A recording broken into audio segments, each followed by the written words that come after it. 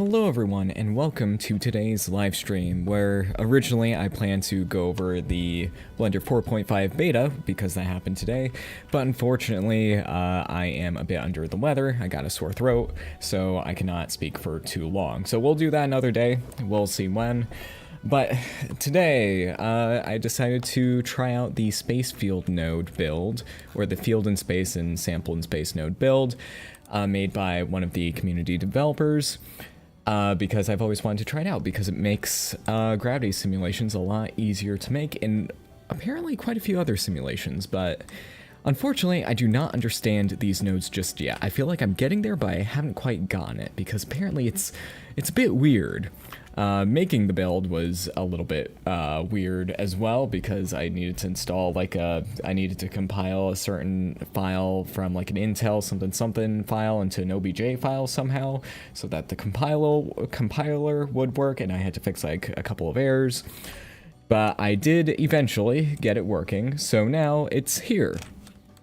So what this node does, apparently, if I look at the PR, it's an implementation of the fast multipole method to approximate the sample of the sum. Do I know what that means? Not entirely. I've looked at the Wikipedia page for the fast multipole method, and then apparently it's related to the Barnes-Hut simulation algorithm, which I have seen before, and at least in the past I knew what it did. But yes, this stream will be me trying to figure out how this works specifically, because I have just a little inkling of it. This right here, this node group, was in a test file that I downloaded from, which I believe was present in the PR, or it was on Arendel's Discord, I forget. But my impression right here is that it sums up all the positions, potentially, or it samples all the positions in space and it accumulates them based on like the power for like the distance and all that. And then you subtract that with like, I'm assuming this is like a mass approximation, but again, I'm really not sure. I'm just guessing. We see that this is scaling the position and all that, and then this one, it has the position as the position input and also the value here.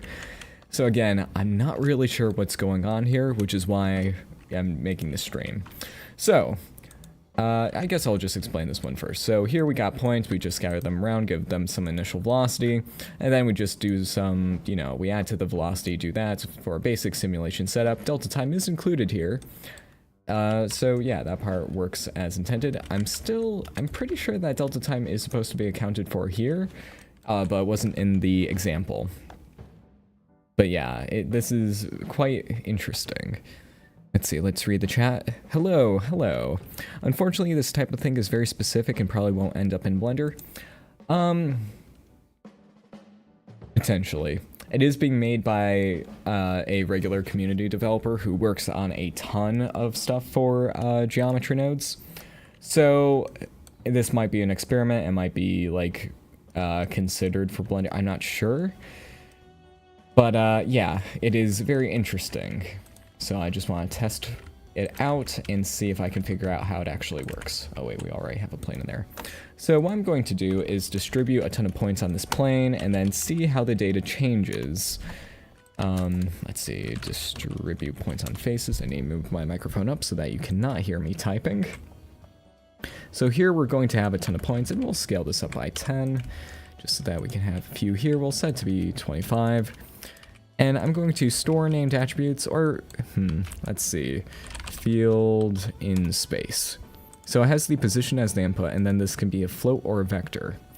So what I'm going to try is, let's see, how do we do this? We'll reduce that quite a bit. Or maybe it should just be a grid? Yeah, let's have a grid instead so that I can see the values a bit better based on the distance. So we'll set this to be 10 and then this to 9. Again, this is a figure out how this works stream. Again, this is a very experimental build. I am not sure if this will be in Blender or not in the future. Let's see, so we can see that happens, and then I'm assuming that like the weight and then the offset. Okay, that's interesting. Then the error. Yeah, not sure what most of this does, but see the int, I'm assuming what this does, again, my intuition is that this is like, oh, the decay will be, let's see, it'll decay to the power of 2, and then this, well, and then this would just be a linear decay in the distance. But again, I am very, very unsure. Though that does seem to maybe be the case. Not sure. Can you link the repo? I want to play with this as soon as possible. Well, there's a bit of a problem with that. I'll send the link, but you cannot build this normally. To make it work was a bit painful because it relies on a certain, wait, what's the file name? I need to check it real quick. Let's see. It relies on a, nope, that's the wrong place. Where did I put that? It relies on fast underscore math underscore ispc dot obj, which is compiled from another file using, what is the program for that? It is ispc dash v1.727.0, and yeah, it was annoying to figure out. But yeah, I'm just testing it because I'm just like, okay, I finally got this working. Let's see how it goes. But yeah, we can see that the value becomes less as it goes away from the center. I'm assuming it's because there's more, you know, there's less, there's more. My brain's trying to figure out how this works. Is it like accumulate field on everything, but each part is divided by the distance? And then it uses the special algorithms to make it so that it's not hella expensive. That's kind of my impression of it. But then the error is something I do not understand. Maybe that's just an accuracy thing where if it's lower, it becomes more expensive. And then the offset, well, we can see that this actually has a very tangible effect. And then if we subtract that, okay. Yeah, I don't know what's going on there. Again, I have an inkling, but not a full-on intuition. Because from what I've seen in the development of this, it's like, oh, this is to get around having to use a forge zone if you want to do like a gravity simulation or something like that. But I have not, again, I haven't gotten to the bottom of that. Okay, let's check. I'm looking at the PR once again. I'm just scrolling through. But yeah, though I do have a light build of it on, I have a working build on my machine, a light build, so maybe I could go and make that downloadable. Not sure. It is like 300 megabytes, so that's a good amount of space. But yeah, okay. So let's try this with a vector, and in this case the position, because I want to see how much it stacks up. So here we can see this has a distance of 1, I think. Just about 1, actually. Let's set that to 11. There we go, now it matches the grid. So we can see that distance, and then that happens, but that's 0, so it is stacking stuff up. But what I fail to understand is, let's see, with this difference thing, it has a value of 1, and then it does that, then it scales the position, and then does all that. So I want to build this up from scratch and then see why it's doing what it is doing. Okay, so we have that. We have the position there and there. And then we have another, we can delete that. Even though that value is not exposed by default, so I wonder what it really is. I'm assuming 2. Then here we'll have a value. And then we can scale, actually, let's scale the position and see what those values actually are. 0, because that was 0. Okay. So it seems like this is becoming much greater the further away it becomes, and then we subtract the 2, and then I'm assuming it would give us like some sort of gravitational pull like this. Oh yeah, yep, we can kind of see it there. To an extent. So if I were to use a simulation zone, nope. Wrong node group. Let's do this one and then just use a set position to see what's happening. Again, no velocity this time to see everything in a bit more of an accurate light. We'll scale this down by a lot because if it moves 17 meters, that will not be good. So here we can see, lovely. Oh, that's cool. Not what I want, but yeah, no, that's cool. So the question is why? So let's get an integer in here. That there and there. Oh no, it is 2 by default. Okay. So we do not need that. And then the air, if we set this to 2. Okay.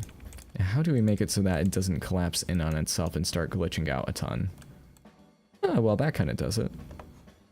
That's just so that it doesn't go directly into infinity. But, I'm assuming this is working correctly. Because as it gets denser and denser, the gravity becomes almost infinite. And then, yeah, that just happens. So I'm assuming that is accurate. But I still don't fully understand why it's happening. So with this part, we can see that the data, it's just getting bigger and bigger the further out you go. Or is it? Here, let's take a look at this. Though, maybe it should be a one-dimensional grid. So that we can see this a bit better. Okay, yep, it does... Wait, why is that 4 and why is that 4? I am confused. Let's see. Yo, it's been so long since I've caught a stream. Yeah, I've been streaming a lot less. I've had less time, and today in particular, I am under the weather. I am sick. So I do plan on going over the 4.5 beta because there's a lot of cool stuff in there, but it will have to be another day because I am not fully feeling up to that. See, then that, I just don't have an intuition for this yet. Like, maybe it's kind of like the blur, I'm thinking about it like the blur attribute node, where it evaluates points next to each other and then blurs them, but no, that doesn't take into account the distance. That just takes into account how many there are. And then, yeah. This one is quite weird, but once I figure it out, I feel like I'm close to it though. Let's see. So let's view a one-dimension simulation and see what happens there. Okay, yep, there's a lot less mass in quotes here, so that'll do a lot less. Yeah, no, I just don't understand. Like, the offset there, I do understand, because that offsets the distance. The error, I don't understand. I'm assuming that's just like an approximation accuracy thing. Just the position there, and then the value there. Actually, let's bring you down here so that we can keep that isolated. Yeah. It's interesting, though. But just with that and that little setup can make a gravity simulation. Though, in this case, no velocity. If we... and that's what's going on here. Okay. I almost get it. Almost. But here we can see the error is 2000. So, oh, right. So when the error goes down, the lag goes up. And this is only with 10,000 particles. I had to reduce it from, what was it, 1 million? So if we were to do 100,000 particles, we can see that it has a very bad time. And this is only 2. Let's increase the error. Yeah, oh, but we can see we're getting some interesting galaxy-like formations. Let's take a look at the shader and make it just a little bit cooler. So let's get a transparent BSDF and then connect that with that. And then do we get the layer weight node, right? Man, how am I rusty? I haven't been out of it for too long, have I? Let's see. Do you know if this uses GPU compute? Nothing in geometry nodes uses GPU. Absolutely nothing at the moment. Would it be possible in the future? I've heard, yes, but it probably won't be implemented because it probably just wouldn't be worth it. Wait, no, this needs to be an add shader because I want this to actually stack.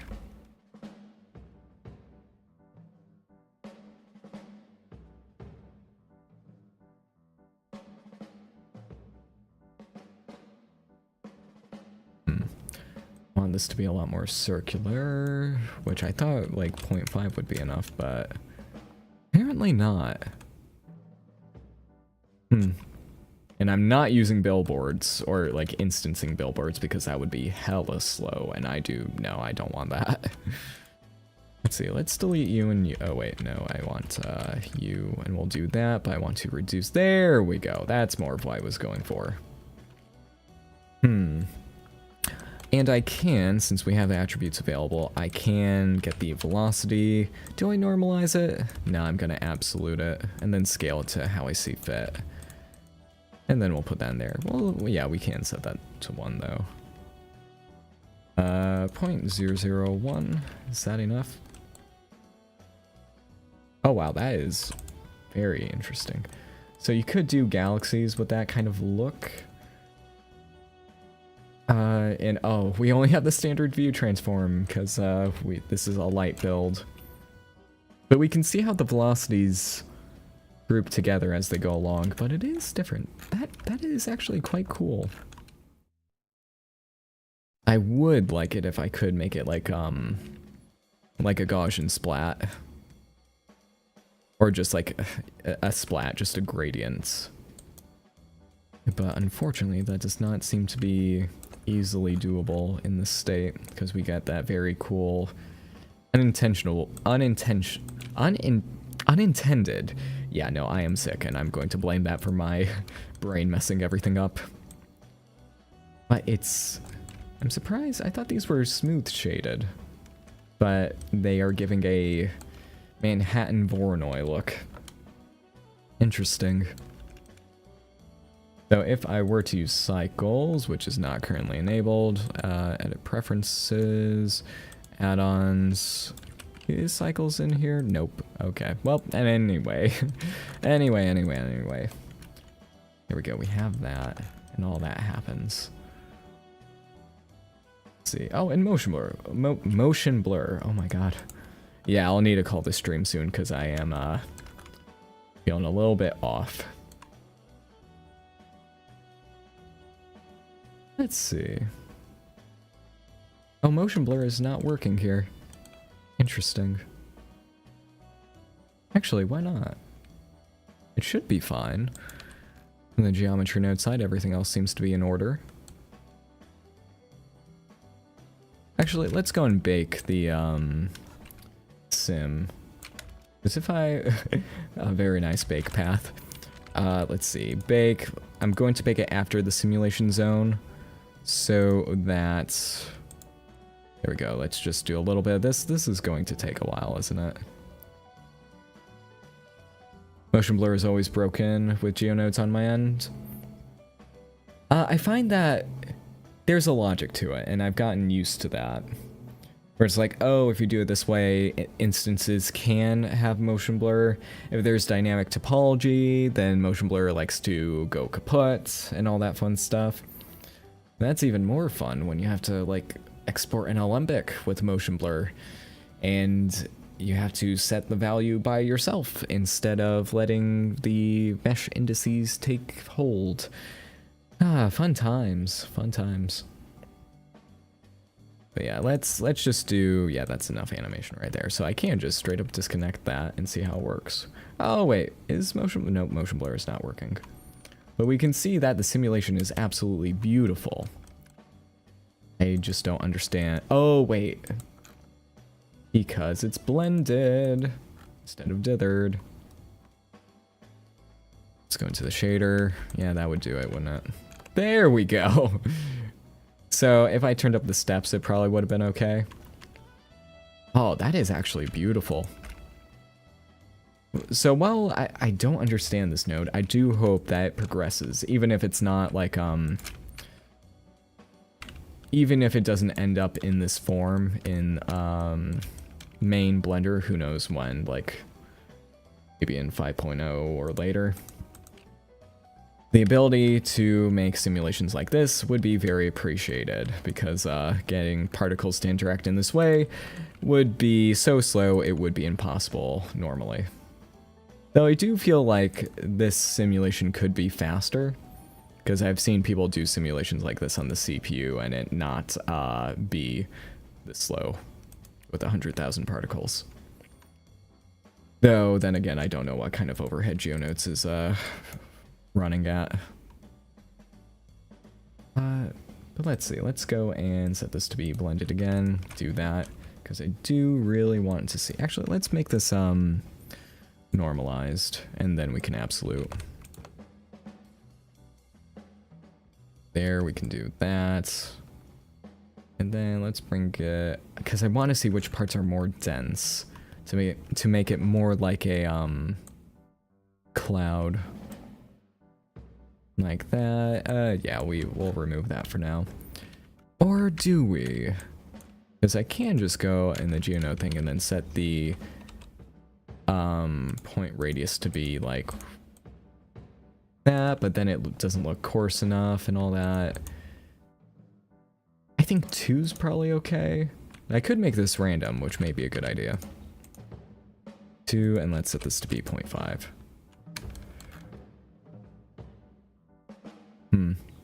But still no motion blur. Let's go and do a render. Oh, yep. Steps works quite well. But we may need a few more. Very interesting, because it is moving very fast. Let's see, what is the motion blur? It's at 0.5. So if I set this to 10 and then do that, okay. Let me go and change this from PNG to, dang it. Dang it. Oh, I could just export this and then, oh, do I make a full build of this? That would take like an hour, 30 minutes to an hour, and I don't want to do that. But if I do it once, I just won't have to do it again, and I'll have all the features of Blender. But then again, I don't know if a full build would even work. I just don't. And I probably can't even export right now because it is a light build.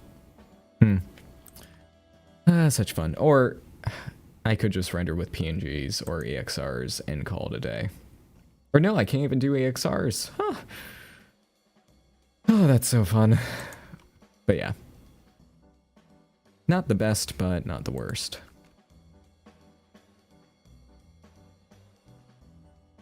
PNG King for file type rendering. Usually you want to do EXRs, but that's if you want to do like some fancy compositing in post, which in this case I do not. Let's go and delete that bake because that's kind of unnecessary. And we'll just go and bake the rest of it, and then I can just render out PNG sequence and call it a day. Though, what's the compositing? Let's go. Ah, yes.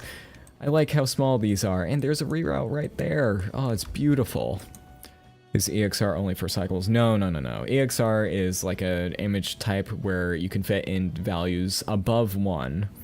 And the compression, depending, I think it's DWAA is the good one, where the compression is better than PNG, and it can have alphas and all that fun stuff. So people use it all the time in professional environments for rendering because it gives you all the data, and you can, it's basically, you can use it for whatever compositing you want, so I highly recommend. And you can pack in AOVs, which is very nice. You can have as many channels as you want for that kind of stuff. There's probably a limit, but I haven't looked into it. Let's go and get the bloom, which, oh, fun stuff. Oh wait, I might have mentioned this. People are working on compositor modifiers. So, at least for the video sequence editor at the moment, but I would assume it's coming later on, where you can just have a modifier that's a certain setup. Like, oh, let's have a glare setup, and then just put it in there. So maybe in the future we'll have the very nice and simple Eevee bloom back, which is like, oh, let's go to the compositor modifier stack. Maybe, I don't know for sure. And then just go, oh, let's select easy to use asset. Oh, bloom's here by default, let's add it in. Oh, 3 clicks, we're good. Maybe. But with the compositor, especially in 4.5, so many things are becoming actual usable inputs, and panels are very nice as well, where before you would not be able to use them in node groups. So much progress has been made with that. It is incredible, absolutely incredible. So let's go and start baking, which the bake button is over here. I keep forgetting about that. Yeah, I'm just too lazy to set up EXR because you gotta connect all the different layers and channels, right? Way too lazy, and just normal compositor works fine for me for now.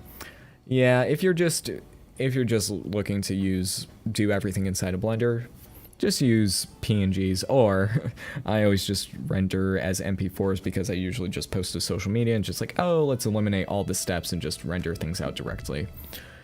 But if you're using cycles and the render takes a long time, you usually render with like PNGs or EXRs, just because if things fail or you need to re-render a segment, you don't have to restart the entire thing, which is very nice. But yeah. Okay, it's already 26 minutes. I'll probably call it at around 30 because my voice is going a lot faster than it usually does. Again, I am a bit sick.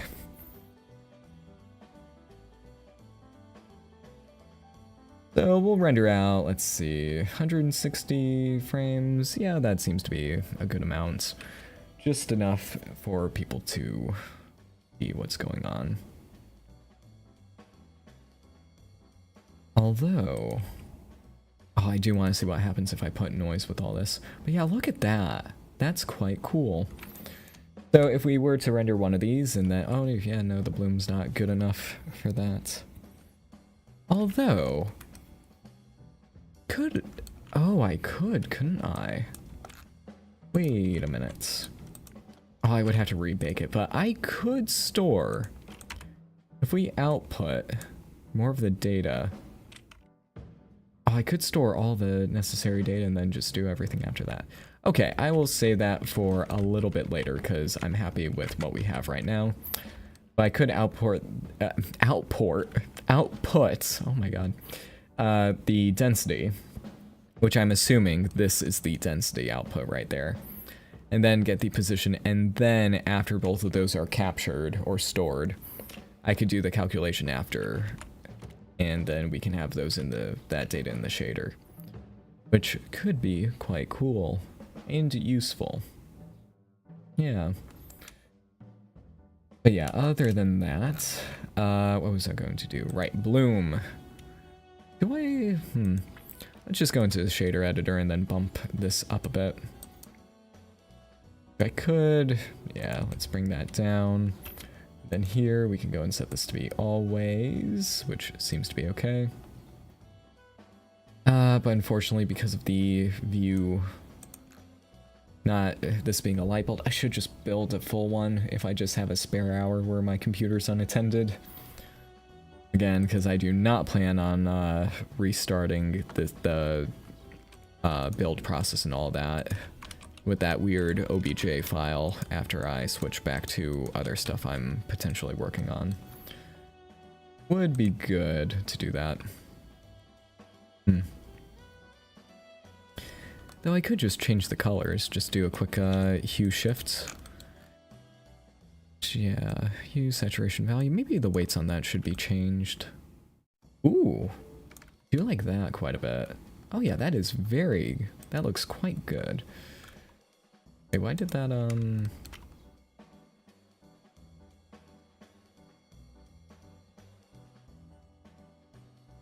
is that because of that? Yeah, let's switch that around. Yep, that makes sense. I like that, though. Then if we do a little render, maybe that's a bit too much. So I'll reduce this to 0.25 and then do a render. No, oh, this is taking under a second. Eevee Next is doing its job. I'm assuming with the new Vulkan backend and all that. Yeah, no, I need to store the other data. So I'm just going to go and, well, I'll duplicate you and then hide you. Also duplicate the node setup. I can have you. Hopefully that did not duplicate the bake. It probably didn't. Let's go and delete the bake, and we're going to ungroup this. Ungroup. Oh. Why did that take so long? Oh, because, yeah, I was recalculating. Of course. Let's disconnect that so that I don't have to deal with the recalculations. So this will be FP for field, or no, SP for space position. And then this will be space mass, I guess. So, and again, I don't know what these actually mean, so I'm not going to give them very detailed names. Yeah, for that, let's go and I press, oh, I forgot what it was. Do I press F when I'm moving them to get them out of the frame? Yes, I do. Yes. Ah, that's so nice. There, we're going to separate that so that we just have that there. And we can plug you into there and this one into there to separate those. Just get the named attributes because I want these in the shader editor. And then we get you, put you there, put that there. And then set that to be a float, put that over there. That should be good. All that's nice and separated. Now I could have another node group where all this is just doing its job normally, but it's probably fine. Right there. To the frame as well. Yeah. It is interesting though. A very interesting node. Which, again, this is not going to be in 4.5 and might not be in 5.0. This might just be experimental, but it is very interesting, which is why I'm playing around with it. Okay, let's do another bake to frame 160, which this'll take a while, but hopefully, and let me save this in its current state. See. Big fan of your work. Greetings from Kenya. Hello. I'm glad you like my work. Let's see. Wait, why? Oh, I disconnected it. Of course it's not baking if I disconnected it. Uh-oh. Is it okay? Hopefully this... Oh, wait a minute. Why is it taking that long? Is it because it's calculating it twice? One... Wait. I'd hate to do this, but I have a gut feeling that I need to use a capture attribute node so that the field and space thing doesn't calculate twice. Because it's taking 3.4 seconds, so let's use a capture attribute node and see if this changes anything. Oh yeah, that lag. You'll love to see it. So this, just so that doesn't... It feels so hacky. But if it works, it works. Once it's stored, then it'll just be smooth sailing from there. Okay, we can see that that's like that, and then there... Nope, it's the same either way, which, you know, it's not the worst, but I'll keep this in there for now just so that I don't forget that part. Okay, let's let it cook, which this will be doing this for a while, so let's see, are there any questions in chat? No, there are not. Very nice. But yeah.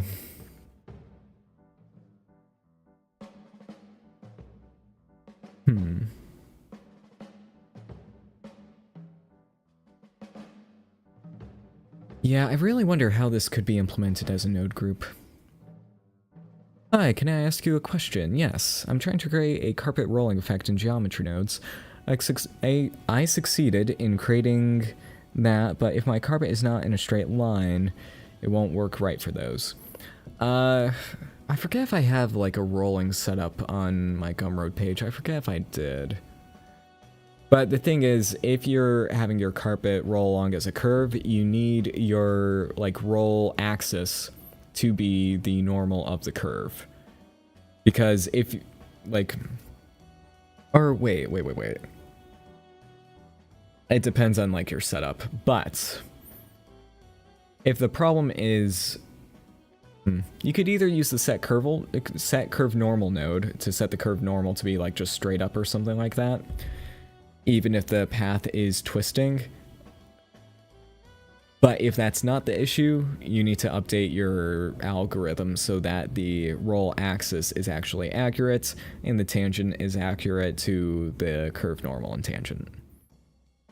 But yeah, I did that a long time ago, when the field system first became a thing, so it probably needs to be updated, to be honest. But time is a very scarce resource for me nowadays. Let's see, which apparently this is taking its sweet time. Wait, why? Oh, because the error value, that got reset. So I'm going to set that to 1000 again. I forgot. That's why it's taking so long. So let's let it go. There we go. That's much better. It's like a U shape.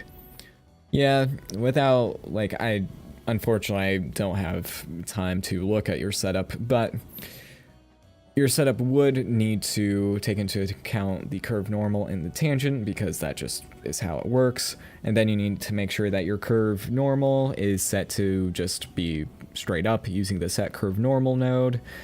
So, and that's the easier option, but it all depends on what your setup actually does. Field in spaces like a volume? No. From what I understand, which is very little about this node, is that it'll take this value and the position and then stack those up according to how far away the particles are from each other. And using that, you can make it so that particles have like gravity towards each other or like repel from each other. There was one example where it was like a liquid simulation, but it was so slow that I don't feel like streaming that at the moment, because it just takes so incredibly long. Do you consider turning on the keycast add-on for all your streams? It helps us understand what you've done, because all of this is quite high level. Yes. At the moment, I don't think I have that at my disposal, because this is a light build, but we'll see. But yes, I should 100% have that enabled, because that is very, very useful. Let's go and get space mass and see what happens there. Okay, let's go and use a square root node. Let's just use divide. Okay then. So you may be wondering, wait, why are you doing that instead of just letting the values stack normally? It's because, well, I'm taking the kind of volumetric stacking. So that looks quite cool. So if we do this, we can see that. Oh, that is beautiful. Oh my god. That's how you do it. I knew that would work. And then if you do that, you can tone it down by a bit. Though we can see that quite a few of these are extremely close to their neighbors. Oop, I did not mean to delete the entire thing. But yeah, the little sparklies, I love that. And then with motion blur, that will look quite interesting.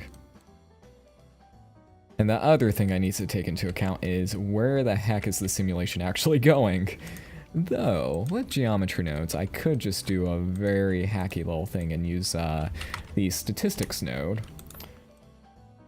And then make it so that it's always centered in space using the transform geometry node. It could be a set position, but this is probably just faster.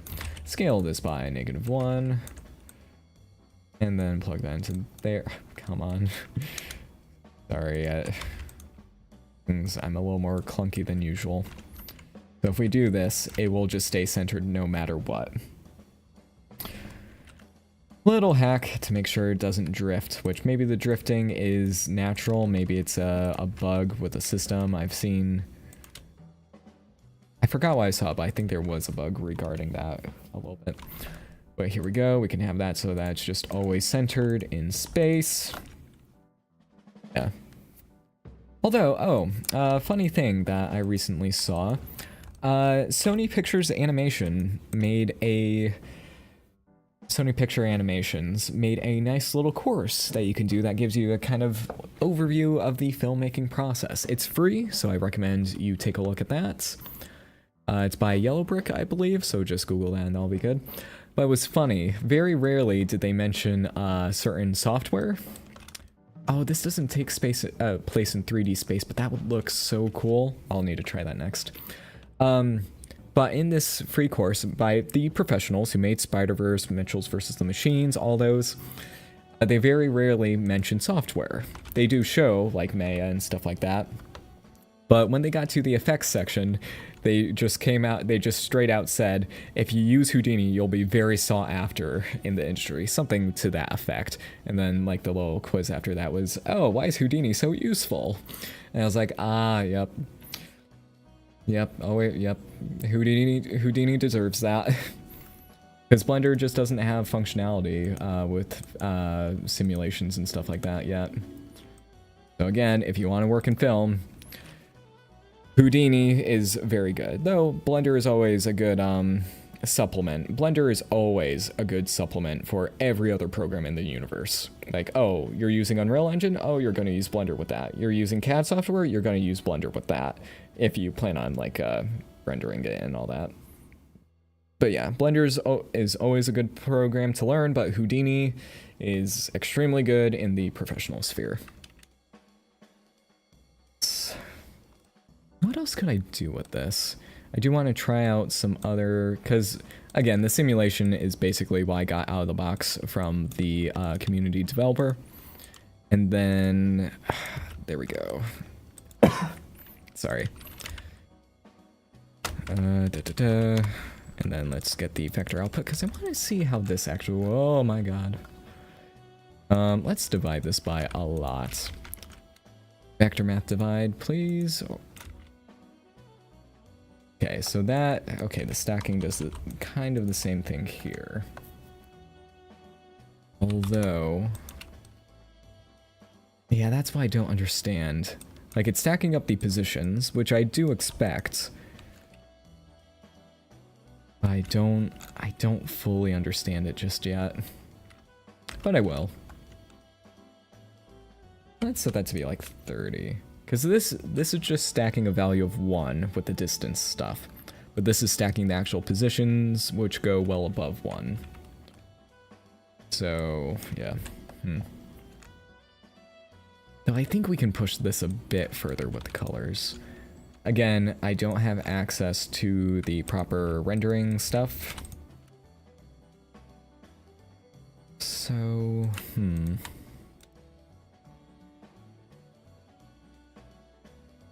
I actually export this at the moment? Shoot, I can't. I just need to make a full build, which I really don't want to do. Because it'll take so long, and I don't like my computer whirring for that long. But yeah, I think this is a good place to leave it. Because I'll render this, and then I'll put the PNG sequence into, yeah, I'm just gonna make a full build. Just for convenience sake. But I think that's a good result for now. It's a very interesting node that hopefully I'll be able to full advantage of in the near future. Or maybe for 5.0, who knows. I like the glitter look. Even though it is just because, oh, these particles are much closer than they should be. Or no, they should be that close. For some reason, it just looks a little... Oh, is that because of the error value? Most likely, yeah. So that probably is just the error. And then a 3D version will look quite cool as well. Let's see, is the view not great? There we go, yep, that was that. Alright, so that'll be it for today. We're almost at 45 minutes. Thank you all for watching this little stream. Again, I will be going over the 4.5 beta soon, but again, under the weather today, so I can't do it. But the beta is amazing. 4.5, it's an LTS release, and it's looking to be a very, very, very good release. So, whoop, hit my microphone again. I need to stop doing that. Thank you all for watching. I hope you all enjoyed, and I'll see you next time. Combine this with the trail setup. Oh yeah, that could be a good idea. Probably very slow though. Thank you all for watching, and I will see you next time. Have a good one.